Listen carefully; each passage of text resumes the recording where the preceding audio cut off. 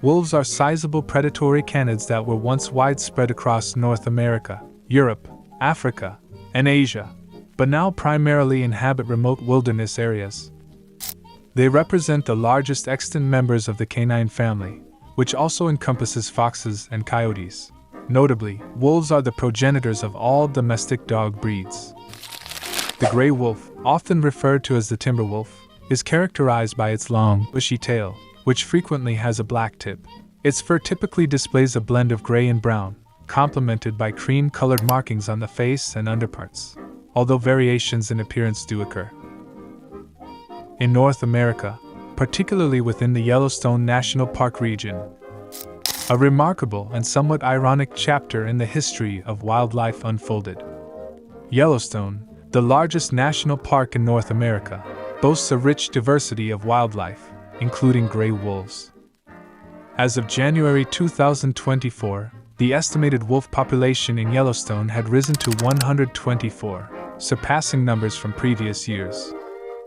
This resurgence is particularly noteworthy given that wolves were once declared extinct in the park due to intentional human actions.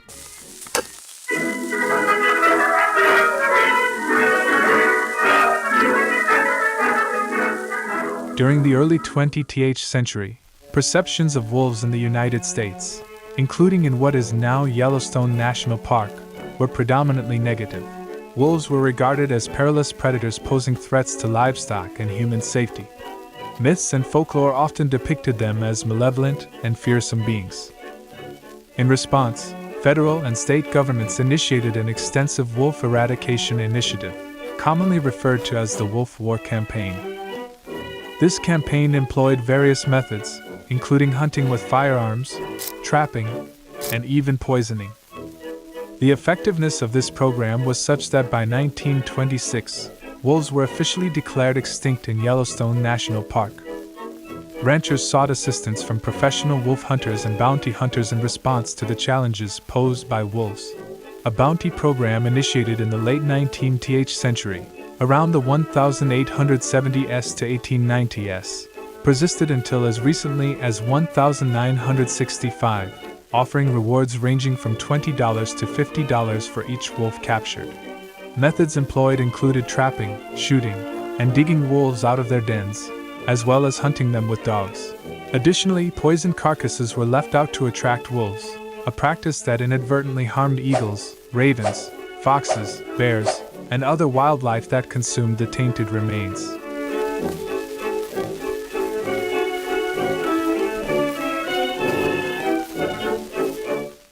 The extinction of wolves, a key apex predator, resulted in a considerable ecological void in Yellowstone. In the absence of these natural predators, the elk population surged dramatically. This overpopulation led to excessive grazing, which had detrimental effects on the environment. Elk consumed nearly all available vegetation, including shrubs, grasses, and young tree seedlings, thereby stunting new tree growth and altering the park's vegetation composition.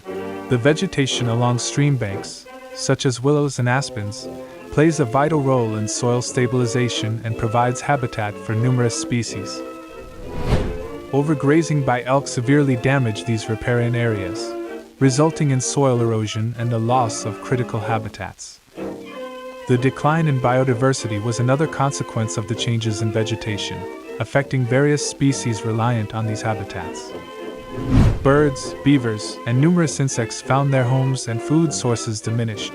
Furthermore, stream water quality deteriorated due to increased erosion. For many years, scientists and park managers have documented the adverse effects stemming from the absence of wolves, gradually acknowledging the crucial role apex predators play in sustaining ecosystem balance.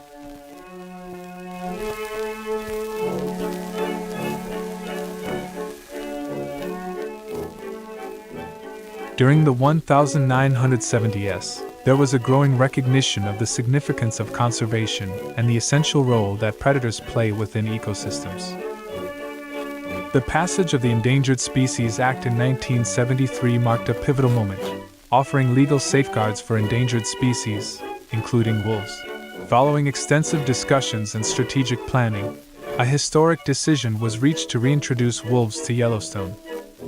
In 1995 and 1996, a total of 31 gray wolves, captured in Canada and Alberta, were successfully released into the park.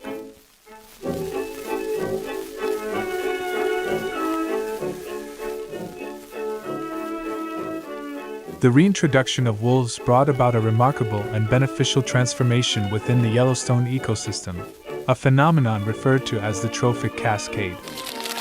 This concept illustrates how alterations at one trophic level can influence those below it. With the return of wolves as apex predators, elk were compelled to modify their behavior. They began to avoid grazing in open areas and steered clear of certain locations. Consequently, elk populations experienced a natural decline. This reduction in grazing pressure allowed vegetation to flourish once more. Trees along riverbanks, such as willows and aspens, started to regenerate, which in turn stabilized the soil and fostered new habitats. The restoration of riparian vegetation not only mitigated soil erosion, but also enhanced the quality of stream water. The revival of riparian habitats had beneficial effects on a diverse array of species, including birds, beavers, and fish.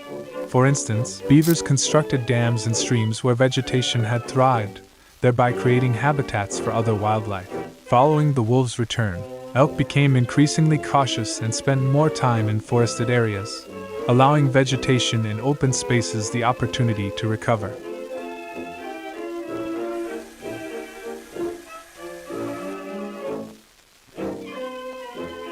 The reintroduction of wolves in Yellowstone is widely regarded as a triumph in conservation.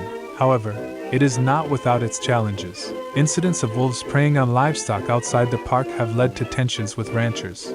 It is essential to monitor and manage wolf populations in Yellowstone sustainably to maintain ecosystem equilibrium and reduce human-wildlife conflicts. The story of the wolf wars in Yellowstone imparts significant insights regarding the role of apex predators in ecosystems and the detrimental effects of their absence. The reintroduction of wolves illustrates that the restoration of keystone species can rejuvenate compromised ecosystems. This account serves as a beacon for conservation initiatives globally, highlighting the remarkable capacity for nature to heal. Human beings often see themselves as the architect of nature, yet they must remember that they are also integral to the structure. Disrupting the foundation can lead to a collapse.